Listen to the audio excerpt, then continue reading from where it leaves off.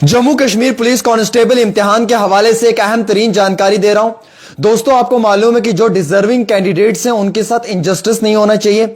जिन बच्चों ने अपनी मेहनत, अपने दम और अपने बलबूते पे इस एग्जाम में कामयाबी हासिल की है, उन बच्चों के साथ नाइंसाफी नहीं होनी चाहिए। और अगर इस इम्तिहान में कहीं पे भी कोई शक शुबा है और जो अनडिजर्विंग कैंडिडेट्स हैं, जो मुस्तहिक नहीं है, जिन लोगों ने गलत तरीके से इस इम्तिहान को क्लियर किया है, या जो लोग टॉपर्स हैं और एग्जीक्यूटिव लिस्ट में उनके 5-10 मार्क्स हैं, अगर उन पर कोई शक शुबा है तो उसमें प्रॉब होगा, इसकी तहकीकात होगी। Jammu Kashmir service selection board की जो चेयरमैन साहिबा हैं, उनकी जानिब से एक कमेटी बनाई गई है, उसे एक वक्त दिया गया है, वो कमेटी अपनी रिपोर्ट बहुत जल्दी सबमिट करेगी। लेकिन ऐसा भी ना हो कि डिजर्विंग कैंडिडेट्स को जो है वो फिर से मुश्किलात का सामना उठाना पड़े। आपको मालूम है कि Jammu Kashmir police sub inspector के इम्तिहान में भी इसी तरीके की धांधली हुई, उस समय में लिस्ट कैंसिल हुई और कई सारे डिजर्विंग नौजवानों के साथ इनजस्टिस हुआ।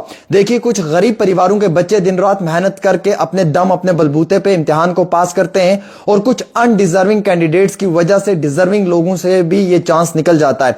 अब कई सारे लोग कह रहे हैं कि री एग्जाम होना चाहिए। वो बच्चे भी आज कह रहे हैं री एग्जाम होना चाहिए जो बच्चे सिलेक्ट नहीं हुए हैं क्योंकि वो खुद काबिल नहीं थे या उनके अंदर नाकाबिलियत थी, वो अच्छा एग्जाम में मुजाहरा नहीं कर पाए, अच्छे मुजाहरे का जो है वो इजहार नहीं कर पाए, जिसके कारण उन्हें लगता है कि उनके पास दोबारा ये चांस मिले। लेकिन जिन बच्चों ने अपने बलबूते पे, अपने काबिलियत पे इस इम्तिहान को क्लियर किया है, हम चाहते हैं कि उन बच्चों के साथ कभी भी गलत ना हो, किसी भी तरीके से गलत ना हो। देखिए, दो बड़े इंपॉर्टेंट फैक्टर्स होते हैं एग्जाम के अंदर। एक तो ये फैक्टर होता है कि एक बच्चा अपना वक्त देता है, कोचिंग लेता है, उसके बाद प्रॉपर तरीके से अपनी कंसंट्रेशन, अपना फोकस अपने इम्तिहान पे रखता है।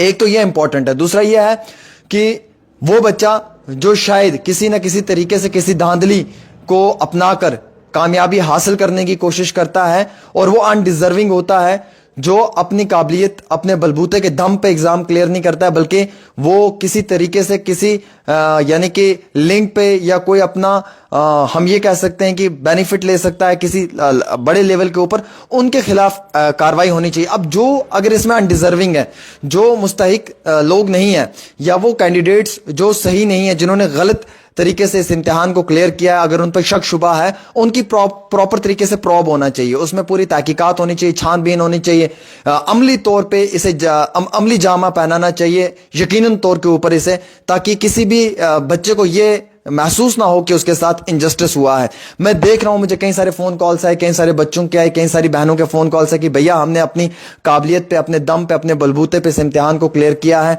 हम डिजर्विंग कैंडिडेट्स हैं, लेकिन ऐसा ना हो कि ये लिस्ट कैंसिल हो जाए या फिर ये एग्जाम फिर से एक बार री एग्जाम हो, और अगर हम डिजर्विंग बच्चों के साथ भी गलत हुआ तो शायद हमें लगेगा कि हमारे हाथ से ये गोल्डन अपॉर्चुनिटी, ये गोल्डन चांस निकल गया है।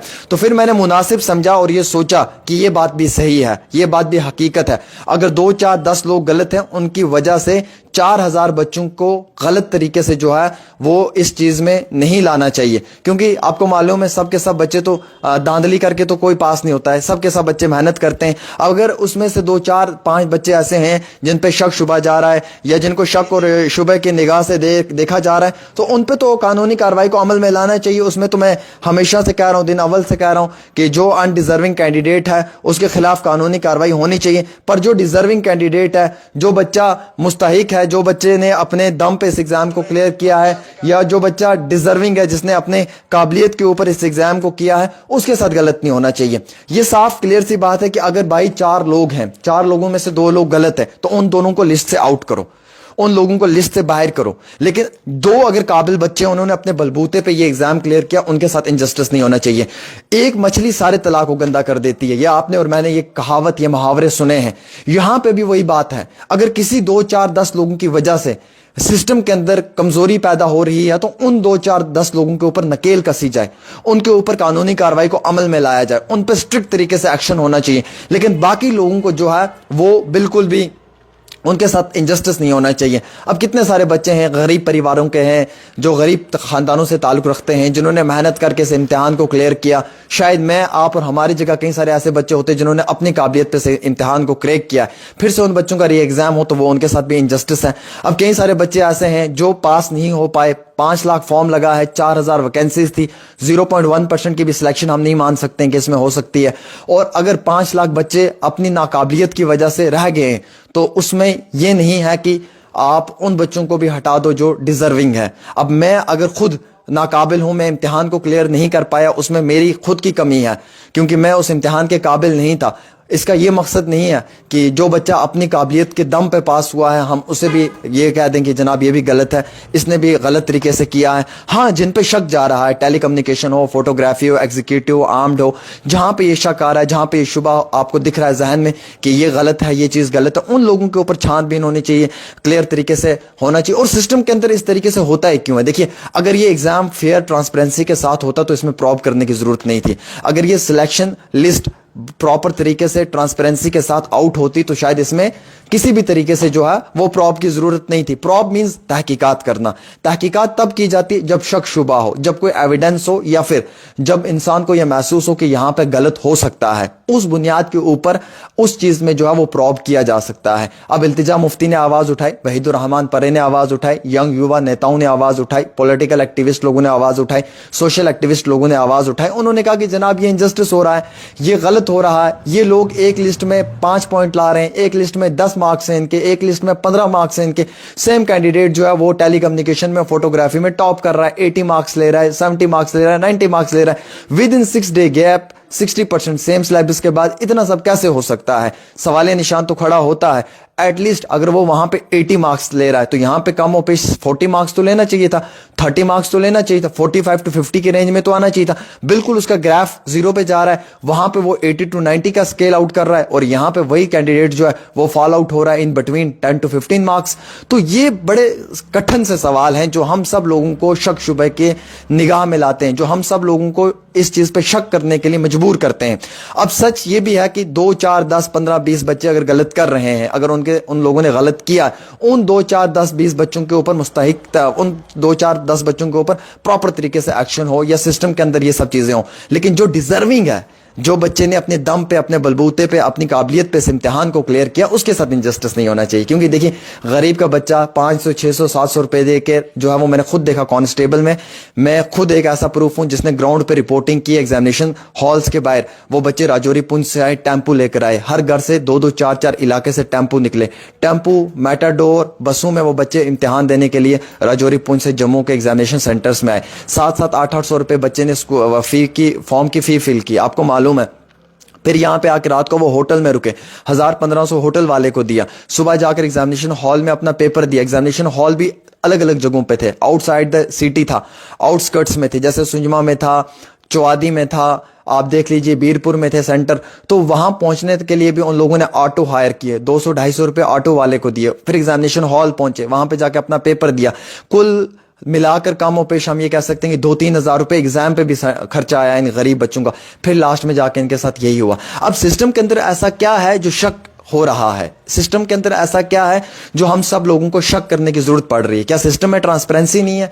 क्या सिस्टम के अंदर जो है वो इक्वालिटी नहीं है? क्या बच्चों के लिए जो है वो प्रॉपर तरीके से ट्रांसपेरेंसी, फेयर तरीके से पेपर नहीं हो पा रहा है? अगर ये सब तरीके साफ शफाफ तरीके से होते, ट्रांसपेरेंसी के साथ होती, क्लियर कट तरीके से होती, तो शायद मुझे, आपको और मेरी तरह किसी भी नौजवान को सोचने की जरूरत नहीं पड़ती। अगर मैं रिपोर्टिंग कर रहा हूं तो मैं इसलिए कर रहा हूं क्योंकि ये काज है, ये एक इशू है जिसपे मुझे बात करना इंतहाई बहुत जरूरी है, जो कई सारे बच्चों के फ्यूचर का सवाल है।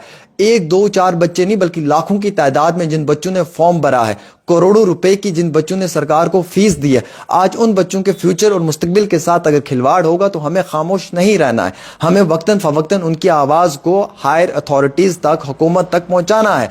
और सबसे इंपॉर्टेंट चीज ये रहती है कि अगर यहां पे सब चीजें ट्रांसपेरेंसी के साथ होती तो शायद हमें ये रिपोर्टिंग करने की जरूरत नहीं आती। अगर बच्चों को लगता है कि उनके साथ इनजस्टिस नहीं हो रहा है और सब चीजें जस्टिस के तौर पर हो रही हैं तो वो बच्चे कभी अपनी आवाज नहीं उठाते। लेकिन बच्चों को यहां पर महसूस हुआ, कैंडिडेट्स को, एस्पिरेंट्स को यह लगा कि शायद एक पॉइंट पे उनके साथ गलत हो रहा है, जिसके कारण उन बच्चों ने, उन कैंडिडेट्स ने अपनी आवाज उठाई, बुलंद की। अब जब उन्होंने अपनी आवाज बुलंद की है तो हम लोगों को भी उनकी आवाज के साथ आवाज मिलानी पड़ रही है, क्योंकि हमें यह महसूस हो रहा है कि शायद कहीं ना कहीं उनके साथ गलत ना हो। लेकिन सवाल यह भी है कि अगर 2, 4, 50 बच्चे गलत कर रहे हैं, मीनवाइल अगर आप, मैं या हम 10 बच्चे गलत कर रहे हैं, वी 10 पीपल, अगर हम 10 लोग मिलकर कोई गलत चीज को ला रहे हैं सिस्टम के अंदर, तो उन 10 लोगों के ऊपर शिकंजा कसना चाहिए। अगर यहां पे 4, 10, 50, 100 अगर ये लोग गलत हैं तो इन्हें लिस्ट से आउट करो, इन पे कानूनी कार्रवाई को अमल में लाओ, इन्हें लिस्ट से आउट कर दो, बाहर को रास्ता दिखाओ। लेकिन बाकी अगर 3000 बच्चे ने अपने दम पे पेपर क्लियर किया, 4000 बच्चे ने अपने दम पे पेपर क्लियर किया,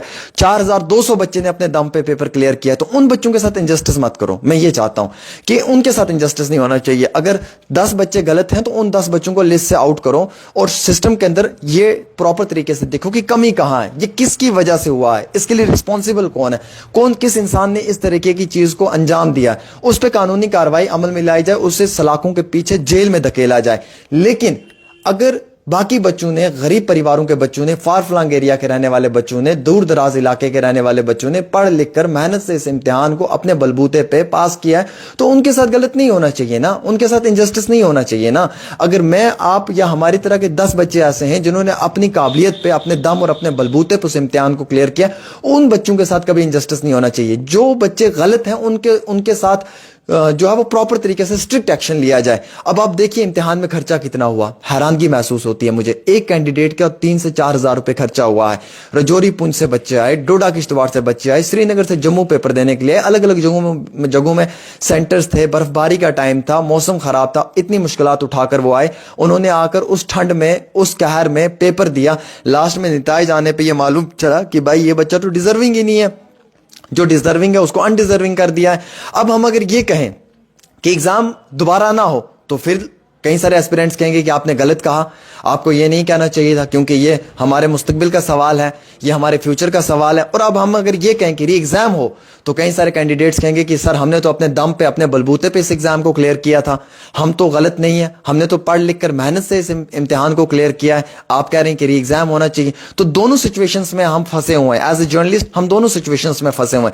हम री एग्जाम के लिए कहें तो वो बच्चे नाराज हो जाते हैं जिन बच्चों ने इम्तिहान क्लियर किया है अपने काबिलियत पे, अपने दम और बलबूते पे। और अगर हम कहें कि री एग्जाम नहीं होना चाहिए तो वो बच्चे कहते हैं कि जनाब इन्होंने धांधली की हुई है, हम जो डिजर्विंग कैंडिडेट्स हैं हमारे साथ इंजस्टिस हो रहा है। तो ना उनकी गलती है जो बच्चे डिजर्विंग है, और ना उनकी गलती जो अनडिजर्विंग है, गलती सिस्टम की है।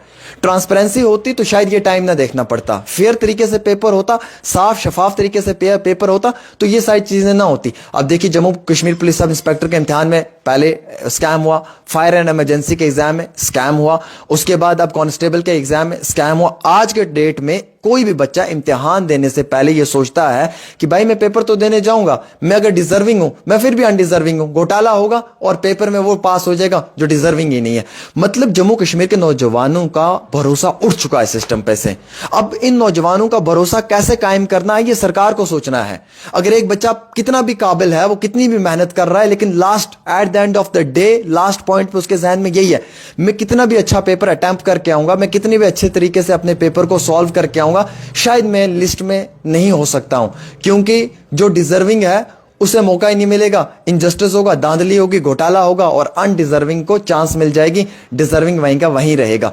तो ये जो भरोसा एक टूट चुका है ना बच्चों के अंदर, इसको कायम करने की जरूरत है एडमिनिस्ट्रेशन को, इस भरोसे को मजबूत करने की जरूरत है सरकार को, ताकि वो विश्वास कर पाए। आज कितनी सारी रिक्रूटमेंट्स हो रही हैं, जब भी मैं रिपोर्टिंग करता हूं नीचे एक ही कमेंट आता है, छोड़ो भाई क्या पेपर देना है, हम पेपर दे के आएंगे तब भी हम रह जाएंगे, रहने दो जी हमें क्या पेपर देना है, हम पेपर दे के आएंगे हम फिर भी फेल ही होंगे, भले हम कितने भी काबिल हों, मौका उसी को मिलेगा जिसके पास पैसा है।